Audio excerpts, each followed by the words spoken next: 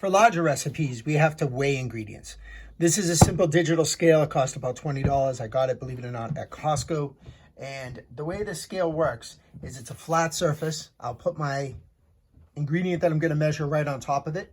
I'll press the power button. It'll light up.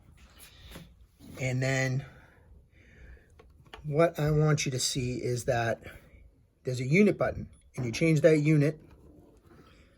I'm going to try to keep it down on the ground here on the tabletop so it's not going crazy.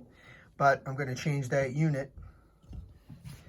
And that unit will determine what I'm going to measure. So for right now, it's hard to see, but it is in grams.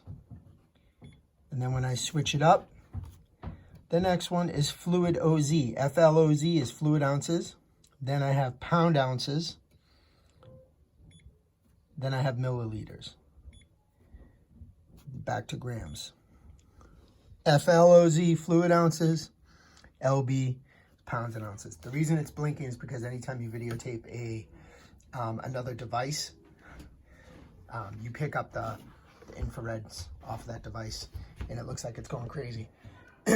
When in actuality, it's really not. So, that is kind of how you would set it up. And because I'm going to weigh out an ingredient today, I want my scale to fall back to 0. I'm going to 0 it out. Okay, we bring it back to 0. All right. Pretty touch sensitive right now. Any errors occur, like right now, it's acting up a little bit. I'm going to shut it down, turn it back on again. But the idea is I want to show you we are at 0.00. That's how you start out. And I am at pounds and ounces. And I wanted to show you if I had to weigh out butter. Butter weighs 4 ounces as it states on the actual wrapper. It says 4 ounces of butter. And then once it goes on the scale, you'll see that it's actually 4 ounces. That's just an example. Another typical thing that we would do to weigh out ingredients is we have to zero out the scale, as I mentioned prior. So they call that tearing. That's what that button tear means.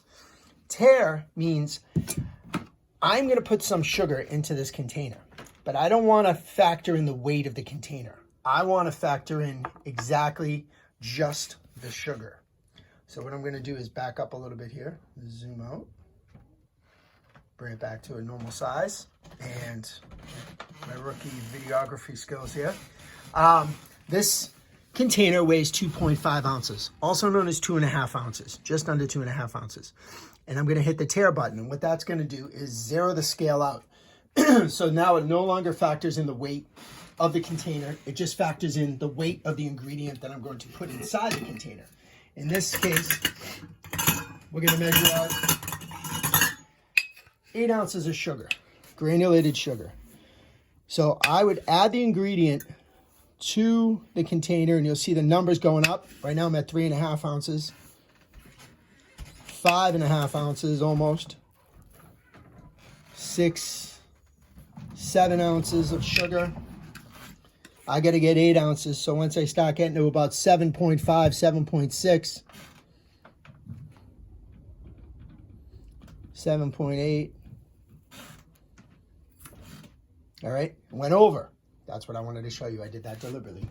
What do I do if my scale goes over? I would take a spoon. I would spoon out a little sugar at a time, or whatever ingredient it is, to try to get it back to the number that I'm looking for. And in this case, it's 8 ounces. Okay. If I had a recipe that was in grams, a lot of baking recipes that I use to zero, bring the tear back. I just hit tear again.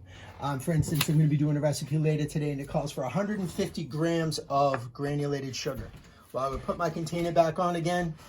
I would tear it to zero it back out. I need 150 grams of granulated sugar. We're going to take a scoop from the sugar. We're going to add it right in here. Oh, what did I not do? Catching the errors. I did not change the unit of measure. I am still in pounds and ounces. My scale is still at 0. I'm going to hit unit. That's milliliters. Unit grams. And this is why we triple and quadruple check everything we do in the kitchen. So I need 150 grams of sugar for a recipe. And just to show you, that's 100 grams, 146, 49, and 150, okay? And that is how you would measure out 4 grams. I'm actually over, which is good.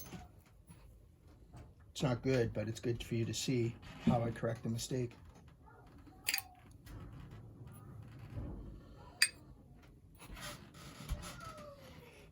And there we are, 150 grams of sugar. And that's how you use a digital scale in the kitchen. Yes, you can always put food directly on the scale also, but you have a little more cleanup to do if that's the case. And that's the end of measuring with the scale.